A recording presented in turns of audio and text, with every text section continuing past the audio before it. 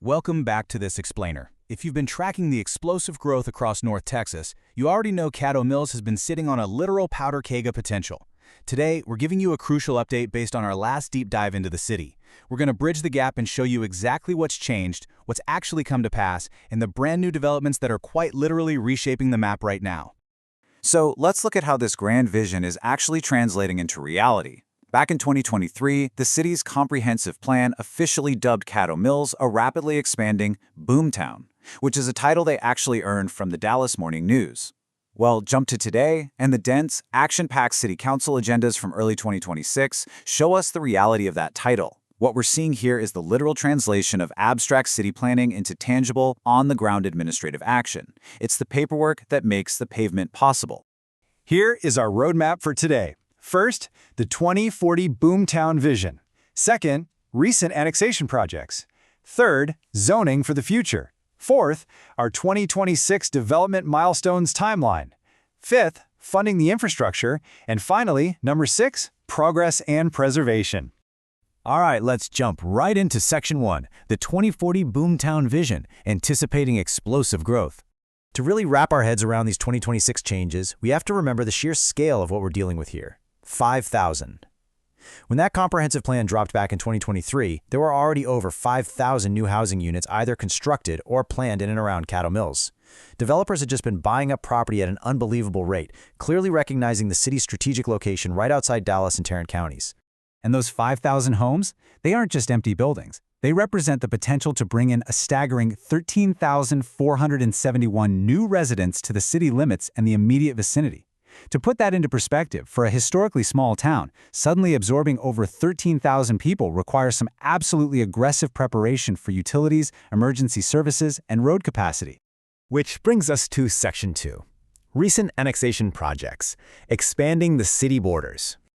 So how do they handle all that growth? By absorbing a massive amount of land. In January 2026, the council pushed through the annexation of a 112-acre tract along FM 1565. Next, they accepted petitions from history-maker homes for roughly 181 acres of new territory. But perhaps the most strategic move of all, they initiated the annexation of 200 acres of the Interstate 30 right-of-way. This is a game-changer because it ensures Caddo Mills has a firm grip on that highly lucrative highway frontage, which is absolutely vital for attracting major commercial development. Moving right along to Section 3, zoning for the future, shifting to planned developments. Now, the 2023 plan called for flexibility, right? And the 2026 Council is absolutely delivering on that. They're actively shifting these old, rigid agricultural and industrial zones into mixed-use plan developments, or PDs for short. We see Fox Landing moving from agricultural to a PD. There's a massive 128-acre annexation for Prairie Oak being set up as a PD. They're even taking heavy industrial zones at Ranchwood and transforming them into residential PDs.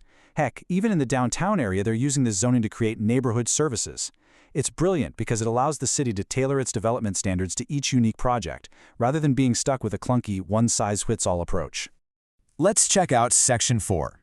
2026 Development Milestones Timeline. A breakneck pace. When you actually map out these council actions chronologically, the relentless momentum is honestly pretty wild to see. In January, bam, they annex 112 acres on FM 1565. February, they lock in these vital reimbursement agreements with developers. By April, they're annexing massive tracts for history-maker homes and rezoning Ranchwood. And then, jumping into May, they've already initiated public hearings to absorb that 200-acre stretch of Interstate 30. It is a breakneck pace of municipal governance, clearly designed to stay just one step ahead of the bulldozers. But how do they pay for it all? That's Section 5, funding the infrastructure, paying for the Boomtown. If you dig into the 2026 records, you're going to see one term pop up over and over again, TIRZ. That stands for Tax Increment Reinvestment Zone. It's a highly specialized financial tool, and honestly, it's absolutely crucial for how the city partners with developers.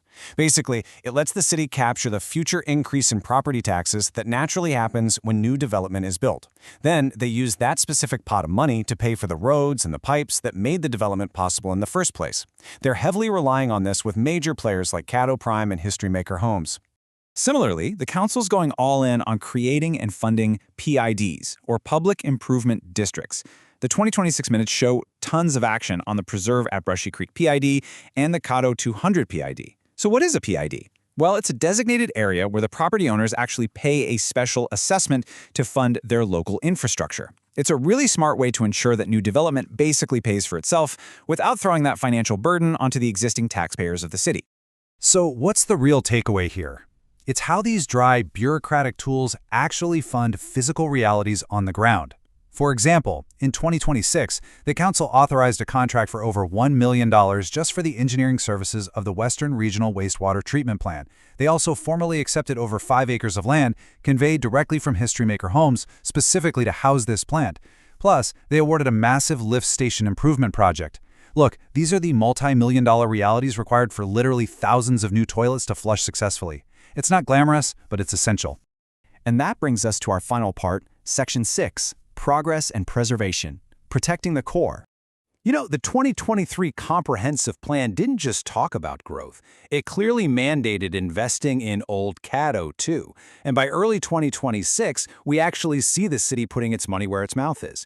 The Economic Development Corporation approved a $37,500 property improvement grant for Cartown Motors.